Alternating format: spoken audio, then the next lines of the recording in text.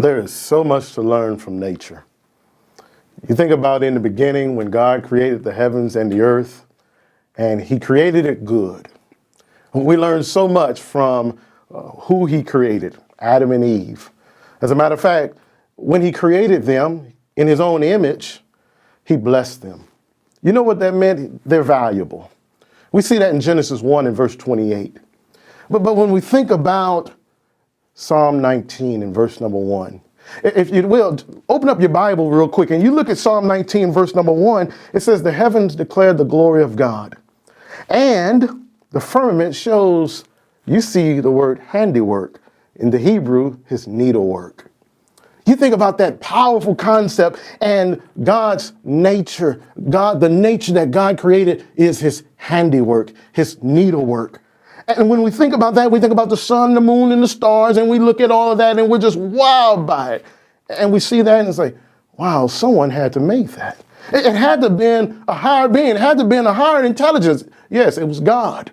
You think about God and you think about mankind and you think about what Job said in Job 7 in verse number 17. "What is man that you're mindful of him, that you set your heart on him?"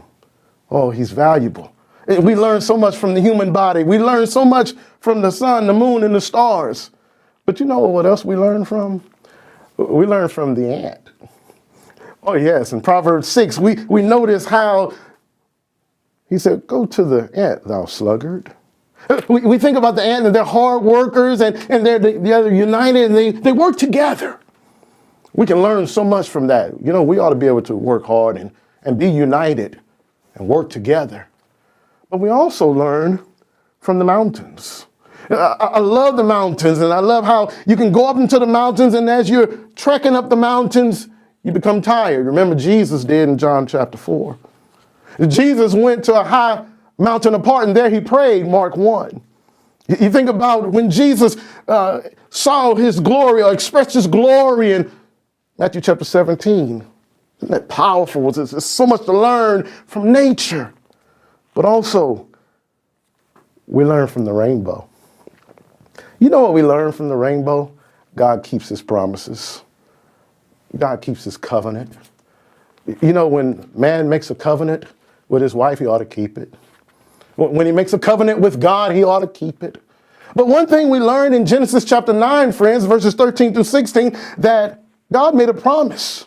He will never destroy the earth with water. You think about that great rainbow and you think about Genesis chapter 26 through Genesis 28, verse 43. There we have the tabernacle and the different threads and the different colors that's in the tabernacle. You think about the priestly garment and the jewels that are on the priestly garment. You see the idea of the colors and of the rainbow. Friends, the rainbow belongs to God. It doesn't belong to us, nor any other group out here. But you think about Revelation chapter 4 and verse number 3. You see the rainbow around the throne of God. Oh, friends, we see God's promises. We see the rainbow around the throne of God. God keeps his promises. He keeps his word. And every time you see the rainbow, it ought to remind you about the throne of God. It ought to remind you about his throne, that he keeps his word. You can trust him when you can't trust no one else. Here's the reality. God is truth, and he will never lie to you. Oh, we can learn from nature. May God bless you.